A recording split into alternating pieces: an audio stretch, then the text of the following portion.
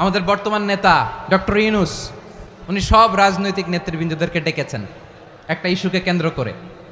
তার মানে গোটা বাংলাদেশ এক হয়ে গিয়েছে, আমরা সবাই উদ্বেলিত হয়েছে, উচ্ছ্বসিত হয়েছে, ঠিক কিনা বলেন?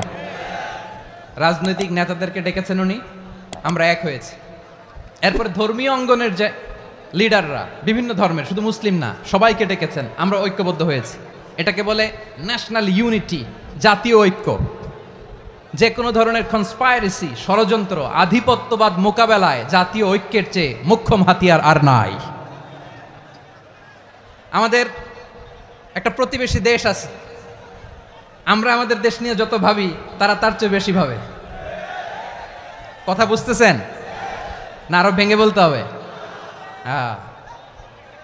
আমরা আমাদের দেশ নিয়ে যত উদ্বিগ্ন, এদের আরো টেনশন বেশি। বলেন, আমাদের দেশে শান্তি আছে না নাই?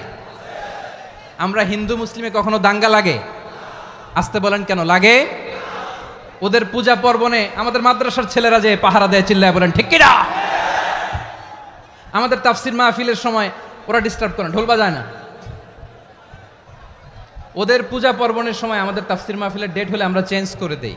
সুবহানাল্লাহ, কি সাম্প্রদায়িক সম্প্রীতির রোল মডেল। আর ওই বাংলাদেশের ব্যাপারে তারা অনেক ডিসইনফরমেশন ছড়াচ্ছিল। ভারতের অনেকগুলো গণমাধ্যম, আমি জেনারেলাইজ করব না, আমাদের প্রতিবেশী দেশের সব গণমাধ্যমকে আমি দোষ দিতে চাই না, অনেকগুলো গণমাধ্যম তারা ডিসইনফরমেশন শেয়ার করেছে। ডিসইনফরমেশন আর মিস ইনফরমেশনের পার্থক্য আছে। মিস ইনফরমেশন না জেনে ভুল বুঝে একটা মিথ্যা বা ভুল তথ্য ছড়িয়ে দেয়া, এটার ক্ষমা আছে, এটার কি আছে?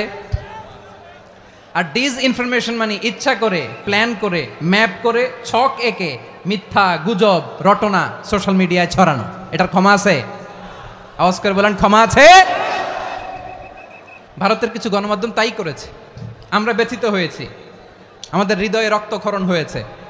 আমাদের প্রতিবেশী দেশকে বলতে চাই, আমাদের দেশ নিয়ে আপনাদের ভাবার দরকার নাই, নিজের চরকায় তেল দেন, নিজের দেশ নিয়ে ভাবেন। গত মাসের ভয়েস অফ আমেরিকার রিপোর্ট, বাংলাদেশে সংখ্যালঘু জনগোষ্ঠী আগের চেয়ে বেশি নিরাপত্তা পাচ্ছে। Report voice of America, Muslim report নাকি? মুসলিম জরিপ, ভয়েস অফ আমেরিকা। কথা বুঝে নাই বোধহয়।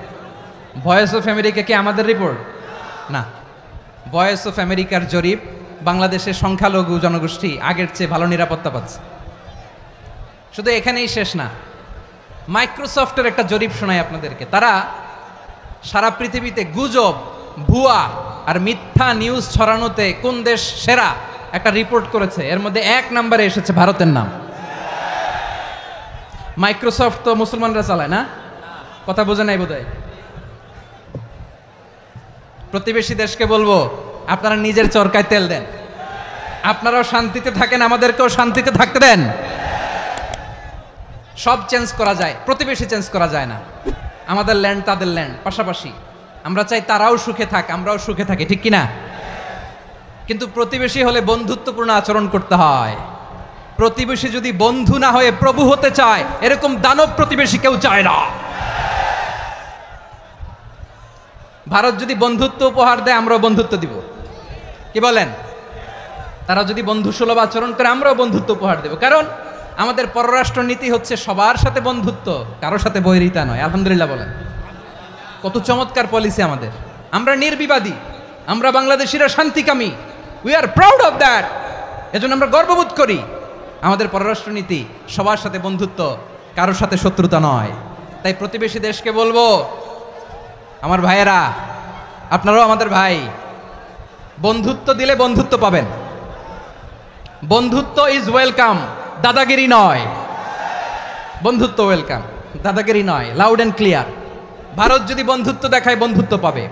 কিন্তু ভারত যদি বাংলাদেশে আধিপত্যবাদ বিস্তার করতে চায়, বাংলাদেশের 18 কোটি জনগণ সেটা রুখে দেবে। ভারত যদি গৌর গোবিন্দের ভূমিকায় নামতে চায়, দেশের 18 কোটি মুসলমান শাহজালালের ভূমিকায় নামবে।